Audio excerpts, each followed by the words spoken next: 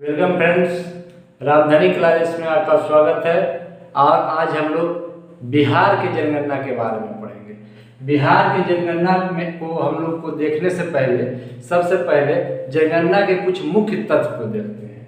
जनगणना के कुछ मुख्य तथ्य को देखते हैं। तो सबसे पहले व्यवस्थित रूप से जनगणना कराने का श्रेय स्वीडन को जाता है। सबसे पहले कौन सा देश शुरुआत किया था? स्वीडन। व्यवस्थित रूप से स्वीडन। स्वीडन देश जो है वह 1749 ईस्वी में इसकी शुरुआत की थी।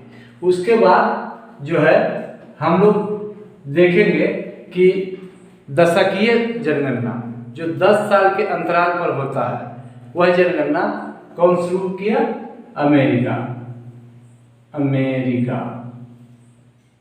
अमेरिका में शुरुआत हुई दशकीय, मतलब 10 साल के अंतराल पर जो जनगणना हम लोग की तरफ होता है।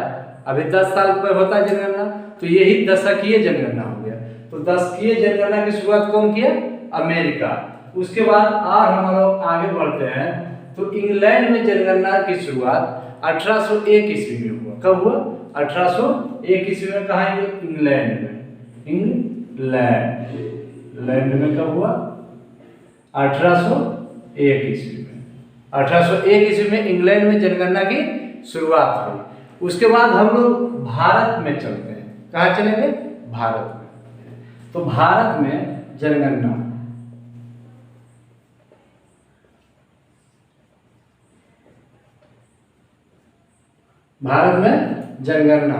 भारत में जनगणना जो है, यह पहले जनगणना कौन सी अनुसूची में आता है, हम लोग यही देखेंगे। तो अनुसूची 7 में आता है। कई में आता है? अनुसूची 7 में जनगणना का वर्णन है। उसके बाद ये जो धारा है, धारा जो 246 के अंतर्गत जनगणना भारत में कराने का दायित्व केंद्र सरकार के पास है। धारा 246 के तहत जनगणना भारत में कराने का दायित्व किसके पास है? केंद्र सरकार के पास। और जनगणना जो कराता है कब, किसके अधीन है? गृह मंत्रालय के अधीन है। जनगणना जो है वह किसके अधीन है? गृह मंत्रालय। किसके अधीन है? गृह मंत्रालय के अधीन है। अब हम लोग देखेंगे कि जनगणना की भारत में जो शुरुआत हुई थी, सबसे पहले जो जनगणना भारत में कब हुई? 1872 ईस्वी में। भारत के वायसराय कौन था? तो लॉर्ड मेयो था। लॉर्ड मेयो उस समय भारत का वायसराय लॉर्ड मेयो। उस समय जनगणना हम लोग इंडिया में कितना आदमी है, सबसे पहले अंग्रेज ये सोचा कि इंडिया में कितना आदमी रह रहा है, उसकी हम पहले गिनती कर लें। इसीलिए भारत में जनगणना की शुरुआत की। उसके बाद वो सोचा कि ये ऐसे, मतलब ये तो जनगणना एक बार गिनती हो गया, अब हर एक 10 साल में हमको जनगणना की, जिस तरह से अमेरिका में 10 साल दशकीय जनगणना की शुरुआत हुई थी। दशकीय जनगणना का मतलब होता है कि 10 वर्ष में हमारा जनसंख्या का वृद्धि कितना हुआ है और पहले का जनसंख्या उसी में ऐड कर दिया जाता है, वही दशकीय जनगणना हो गया। तो हमारा नियमित जो जनगणना हो गया, नियमित जनगणना की शुरुआत वह कब हुआ? 1881 ईस्वी में। नियमित मतलब कि हमेशा जनगणना होगा। नियमित जनगणना की शुरुआत, नियमित जनगणना की शुरुआत हो गया। और ये जो शासन काल था रिपन का था।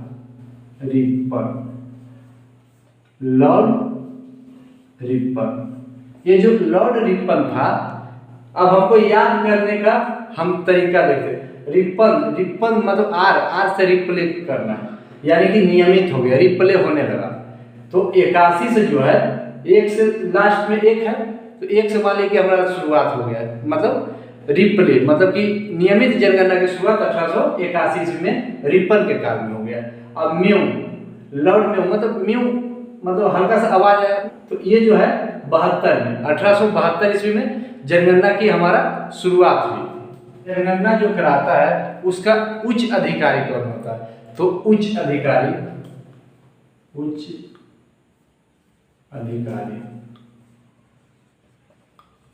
कौन होता है? महापंजीयक। पंजीयक या कौन होता है, महापंजीयक या जनगणना आयोग, उसी को बोलते हैं महापंजीयक या जनगणना आयोग। वर्तमान में कौन है जनगणना आयोग? तो वर्तमान में विवेक जोशी है। कौन है?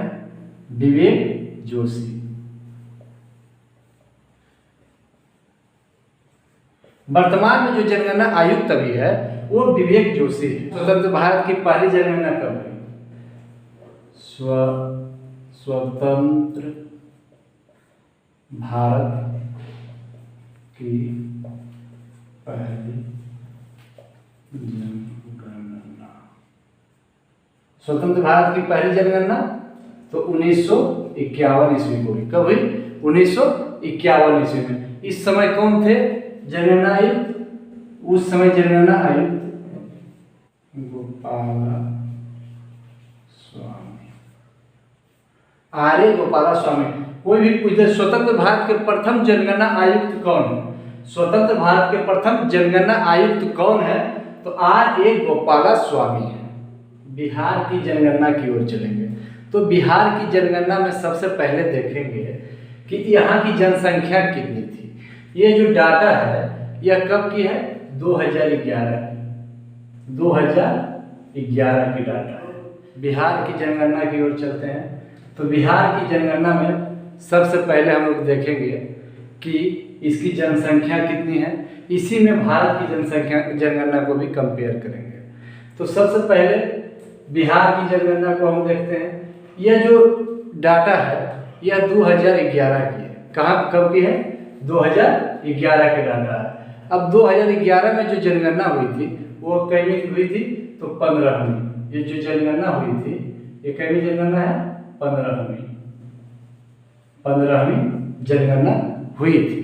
अब हमें आगे चल देखना है कि बिहार की जो जनसंख्या थी, बिहार की जनसंख्या 10,40,99,452। ये मोबाइल नंबर की तरह याद रखना है। मोबाइल नंबर की तरह यदि याद रखते हैं तो हमको जनसंख्या याद रखने में कोई दिक्कत नहीं। और ट्रिक भी इसका बना सकते हैं 10/40 और 2 को 9 है यानी 5 कितना होता है? 9। 2 को है क्या यहाँ पे? 9। ये ध्यान रखने का चीज है। ऐसे मोबाइल नंबर की तरह भी याद रखते हैं 10,40,99,452। ये तो मोबाइल नंबर की तरह भी याद रख सकते हैं। उसके बाद भारत की जनसंख्या देखेंगे कि 121 करोड़ मोटा मोटी हम लोग जानते हैं। तो 121,08,54,977 ये हमारा पूरा इतना व्यक्ति है। कितना है? व्यक्ति। क्या है? व्यक्ति। इसमें बिहार में देखेंगे कि इतना में पुरुष की जनसंख्या कितना है? 5,42,78,157। इसमें जो है पुरुष जो है 52.15% है। यानी कि टोटल जनसंख्या का 52.15% पुरुष है। तो इसमें घटा देंगे तो महिला निकल जाएगा। यानी कि महिला का परसेंटेज कितना है? 47.85% महिला। उस महिला का जनसंख्या कितना है? 4,98,21,295। ये महिला का संख्या हो गया। और भारत में भी देख लेते हैं कि भारत में पुरुष कितना है? 62,32,70,258 और महिला कितना है? 58,75,84,719। ये महिलाएं हैं। तो ये जो पुरुष का परसेंटेज है कितना? 51.47 क्या है? परसेंट है। और इसी में घटा देंगे तो क्या निकल जाएगा? महिला का। महिला का कितना हो जाएगा? इसमें 53 और 48, 53-48% महिला हो गया। अब हम लोग आगे की ओर देखते हैं कि यहाँ के अब साक्षरता की ओर चलते हैं। क्या चीज है? साक्षरता। साक्षरता में देखते हैं कि कुल साक्षरता जो है बिहार का क्या है। तो बिहार का साक्षरता दर 61.80%। ये कुल साक्षरता दर हो गया। और इसी में पूछ लेगा कि पुरुष साक्षरता दर क्या है, तो पुरुष का हो जाएगा 71.20%। ये पुरुष का हो गया। और महिला का यदि पूछेगा साक्षरता दर महिला का, तो महिला का हो जाएगा 51.50%। ये महिला का है। अब हम भारत में भी देख लेंगे कि भारत की साक्षरता दर क्या है। साक्षरता दर, तो भारत की साक्षरता दर भी देखते हैं। तो कुल जो है, कुल साक्षरता दर 73% है। कितना है? 73%। अब इसमें पुरुष कितना है और महिला कितना है, ये हमको देखना है। पुरुष का साक्षरता दर क्या है, तो पुरुष का 80.9 और महिला का 64.6। ये सब क्या है? परसेंट है। तो हम देख लिए कि बिहार में क्या परसेंटेज था और भारत में क्या परसेंटेज था। ये दोनों का कंपैरिजन कर लिए तो कितना का बहुत ज़्यादा अंतर है भारत में और बिहार में। बिहार साक्षरता में सबसे नीचे है। उसके बाद हम आगे की ओर चलते हैं। अब घनत्व में देखते हैं। घनत्व में देखेंगे कि बिहार का जनघनत्व सबसे अधिक है। यहाँ प्रति किलोमीटर मतलब 1 किलोमीटर स्क्वायर, मतलब कि 1 किलोमीटर लंबा 1 किलोमीटर चौड़ा में कुल 1106 व्यक्ति रहता है। कितना? 1106 व्यक्ति रहता है। जबकि भारत में प्रति 1 किलोमीटर में घनत्व जो है प्रति 1 किलोमीटर में मात्र 382 व्यक्ति ही रहता है। कितना रहता है? 382 व्यक्ति। अब बताइए कितना? 382 और यहाँ 1106 व्यक्ति, कितना का अंतर है? ये क्या है? प्रति किलोमीटर स्क्वायर। अब हम लोग देखेंगे कि ये जो बिहार की जनसंख्या है, भारत की जनसंख्या का कितना परसेंट है, भारत की जनसंख्या का कितना परसेंट है। तो ये जो परसेंटेज है ये 8.58% है। ये भारत की जनसंख्या का इतना परसेंट है। भारत की जनसंख्या का 8.58% बिहार की जनसंख्या है। और उसके बाद इसको पूछेगा कि भारत जो है, भारत की जनसंख्या विश्व की जनसंख्या का कितना परसेंट है, तो ये 17.5% है।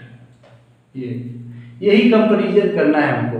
जब हम दोनों में देख लेंगे, दोनों का डाटा देख लेंगे एक बार, तो हमको ध्यान में ज़्यादा रहेगा। इसको अंदाज लगा दीजिए कि 8 दूनी 16, यानी कि इससे 2 गुना वो है भारत। अब हम लोग जो है देखेंगे लिंगानुपात।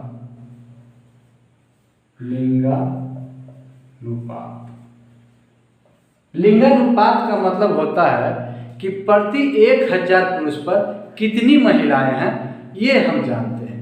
प्रति 1000 पुरुष पर कितनी महिलाएं हैं, तो यहाँ जो है 918 महिला प्रति 1000 पुरुष पे। प्रति 1000 पुरुष पे कितना महिला है? 918 महिलाएं हैं। और भारत में देखेंगे कि प्रति 1000 पुरुष पे 943 जो है महिला है। प्रति 1000 पुरुष।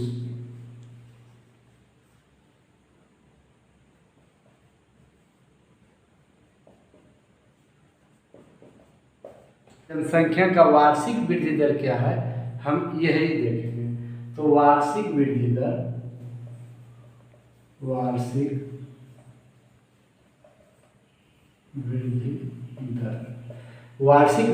कितना है? 2.54%। कितना है? 2.54%।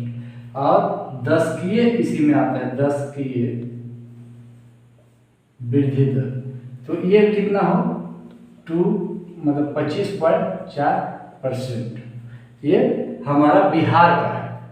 2.54% यानी एक वर्ष में, तो 10 वर्ष में इससे गुना कर देंगे यानी कि 25.4%। 10 साल में यानी कि एक कोना, एक मतलब 4 भाग का एक भाग जो है बिहार की जनसंख्या बढ़ जाता है 10 साल में। तो सोच लीजिए कि 40 साल में 2 गुना हो जाएगा।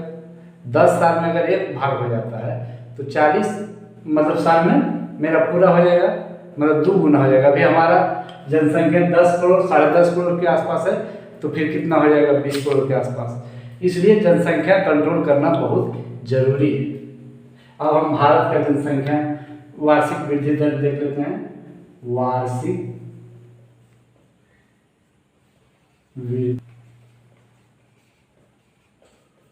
64, ये जो है क्या है, इतना परसेंट वर्ष में, और यही 10 पूछ देगा। 10 मतलब 10 साल में, तो इसमें हो जाएगा 17.5 या कहीं कहीं 7 दे देता है, 7%। ये हमारा ये हो गया 10 वृद्धि दर। अब ग्रामीण जनसंख्या, बिहार में कितना परसेंट ग्राम में निवास करते हैं और कितना परसेंट नगर में निवास करते हैं। तो ग्रामीण जनसंख्या, ग्रामीण जनसंख्या जो है 88.7%। और नगरीय जनसंख्या अगर पूछेगा, नगरीय जनसंख्या कितना है, तो इसमें 11.3% है। अब हम लोग भारत के देख लेंगे। भारत का कितना है, 68.8% जो है कहाँ, ग्राम में मतलब गांव में निवास करते हैं। और इसी में अगर जोड़ 31.2%, ये जो है ग्रामीण जनसंख्या भारत का कितना है 68.8 और जनसंख्या 31.2% है। अब हमें देखना है कि विश्व के जनसंख्या का भारत कितना परसेंट है और भारत के जनसंख्या का बिहार कितना परसेंट है। ठीक है, यही देख लेते हैं। तो भारत के जनसंख्या का बिहार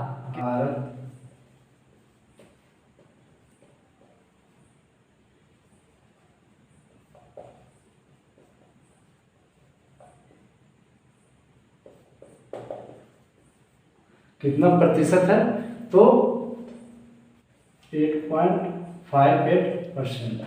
8.58% भारत की जनसंख्या का बिहार है। और भारत विश्व की जनसंख्या का कितना परसेंट भारत का जनसंख्या है, तो यह जो है 17.5%। ये विश्व की जनसंख्या, पूरे दुनिया की जनसंख्या का 17.5% निवास करती है। अब पूरे भारत की जनसंख्या का 8.58% बिहार में निवास करती है। अब हम लोग जनसंख्या के दृष्टि से भारत का कौन सा राज्य है,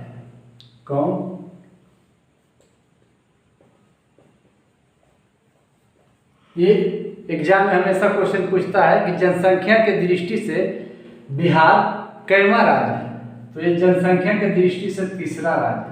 कैवा, तीसरा। और पूरे दुनिया की जनसंख्या के दृष्टि से भारत दूसरा राज्य है। कैवा है, दूसरा राज्य। और यदि क्षेत्रफल में आ जाए तो अब बिहार का हम लोग पहले क्षेत्रफल देख लेते हैं कि कितना है। बिहार का क्षेत्रफल कितना है, 94,163 किलोमीटर। ये जो क्षेत्रफल, किलोमीटर स्क्वायर है, क्षेत्रफल है। तो और भारत के क्षेत्रफल 32,87,263 किलोमीटर स्क्वायर। ये जो क्षेत्रफल है, क्षेत्रफल के अनुसार भारत का ये कैवा राज्य है। क्षेत्रफल के अनुसार, तो क्षेत्रफल के अनुसार यह तीसरा था जनसंख्या में, तो इसमें एक आगे कर दीजिए तो 13वां हो गया।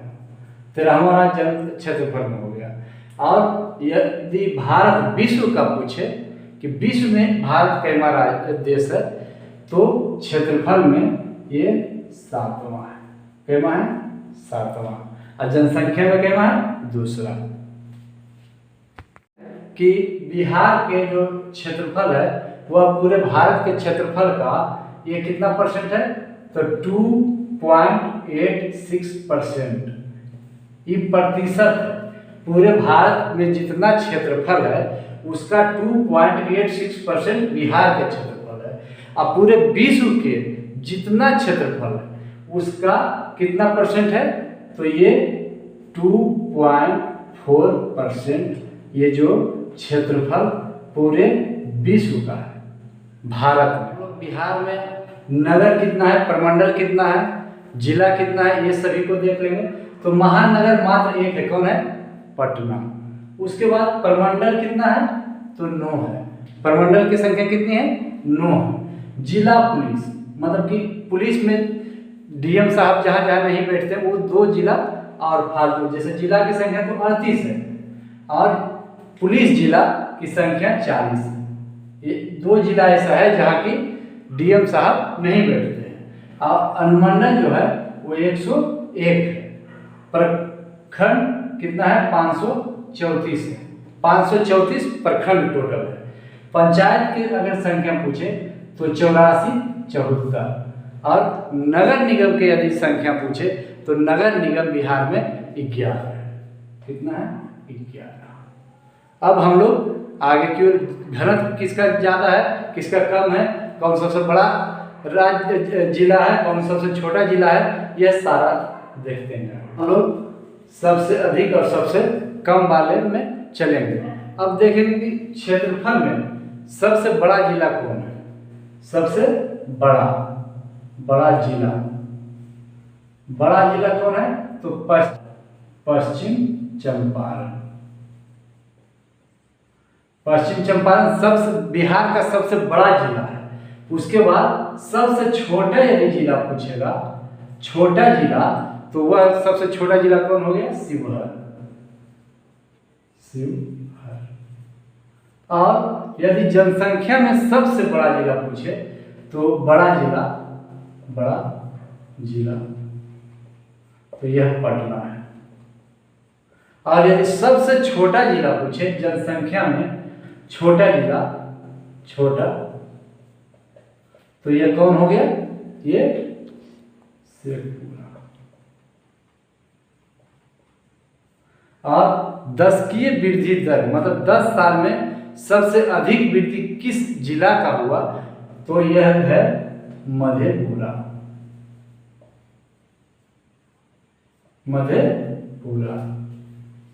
और उसके बाद ठीक बोले, मधेपुरा हो गया। उसके बाद सबसे कम में गोपालगंज। इसका मधेपुरा कितना परसेंट है सबसे अधिक? तो 31.12%। कितना है? 31.12%। और गोपालगंज का पूछ देगा कि 10कीय वृद्धि दर कितना है? तो 19.02%। ये भी परसेंट में है। ये अधिक है, और ये सबसे कम है, मतलब 10कीय वृद्धि दर में। उसके बाद घनत्व में हम लोग आ गए। तो घनत्व में यहाँ से मिटा देते हैं, यहाँ पे दिक्कत हो जाएगा देखने में। अब घनत्व में हम यहाँ पे लिख देते हैं घनत्व। तो सबसे अधिक घनत्व जो है यही जिला, जो सबसे छोटा जिला है शिवहर, इसी का है। किसका है? शिवहर। इसका सबसे घनत्व अधिक है। अब यदि सबसे कम घनत्व यदि पूछेगा, कम घनत्व वाला, तो वही कैमूर है। कौन? भभुआ। कैमूर। 1880 व्यक्ति, 1880 व्यक्ति इसका घनत्व है, प्रति किलोमीटर है। आइए 488 व्यक्ति, इसका कितना है? 488 व्यक्ति। और इसका कितना है? 1880। और उसके बाद पूछ देगा क्या? लिंगानुपात। तो लिंगानुपात सबसे अधिक जो है किसका है? तो गोपालगंज का। गोपालगंज। गोपालगंज का। और सबसे कम यदि पूछ दे तो लिंगानुपात मुंगेर का है, मुंगेर का। ये अधिक है, सर्वाधिक है, और ये सबसे कम है। 1021 महिला है, महिला प्रति 1000 पुरुष पे। ये और सबसे कम कितना है? 876 महिला प्रति 1000 पुरुष पे। मतलब मुंगेर का जो है लिंगानुपात सबसे कम है। बिहार के सबसे कम जिला, मतलब कि जिला में सबसे कम लिंगानुपात है, और गोपालगंज में सबसे अधिक है। यानी कि वहाँ गोपालगंज में जो है पुरुष से अधिक महिलाएं हैं। अब हम लोग साक्षरता दर में चलेंगे, तो साक्षरता दर यही लिख देते हैं, साक्षरता दर। सर्वाधिक कहाँ है? सर्वाधिक साक्षरता दर वाला जिला कौन है? तो रोहतास। रोहतास। यहाँ कितना परसेंट है? तो 73.37%। और सबसे कम साक्षरता दर वाला जिला, कम साक्षरता दर वाला जिला कौन है? पूर्णिया। पूर्णिया। यहाँ कितना है? 51.8%। 51.8%। ये पूर्णिया का है। ये जो कि बिहार का सबसे कम साक्षर जिला है। अब हम लोग वर्षा में चलेंगे, तो वर्षा सबसे ज्यादा जो होता है, सर्वाधिक वर्षा कहाँ होती है? किशनगंज। किशनगंज में। और सबसे कम वर्षा जो होती है वह कहाँ होती है? तो औरंगाबाद में। औरंगाबाद में। और उसके बाद तापमान में हम लोग देखेंगे, तापमान सबसे अधिक और सबसे कम दोनों, अधिक और कम दोनों ही गया में। दोनों कहाँ? दोनों में गया होगा। उसके बाद जलवायु, यहाँ की जो जलवायु है वह कैसी है? मानसूनी। यहाँ की जलवायु कैसी है? मानसूनी। और उसके बाद यहाँ जो औसतन वर्षा होती है, औसतन वर्षा वह कितना होता है? 1054 mm। 1054 mm वर्षा होती है। विधायिका में भी चलते हैं, तो यहाँ की विधायिका कैसी है? द्विसदनात्मक।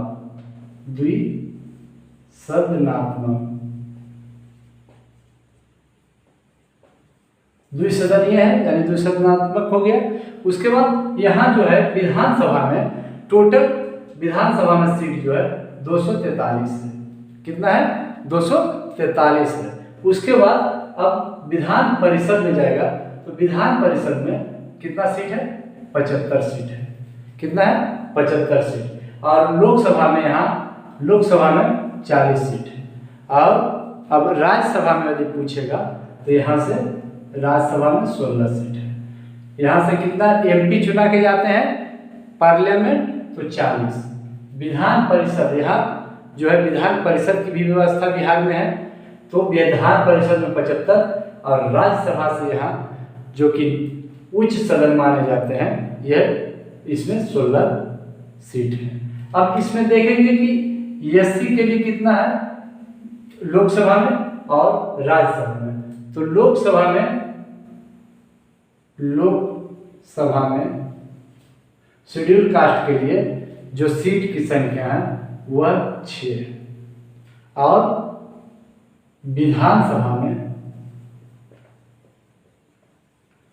विधानसभा में जो SC के लिए आरक्षित सीट है, अनुसूचित जाति के लिए, वह 40 है।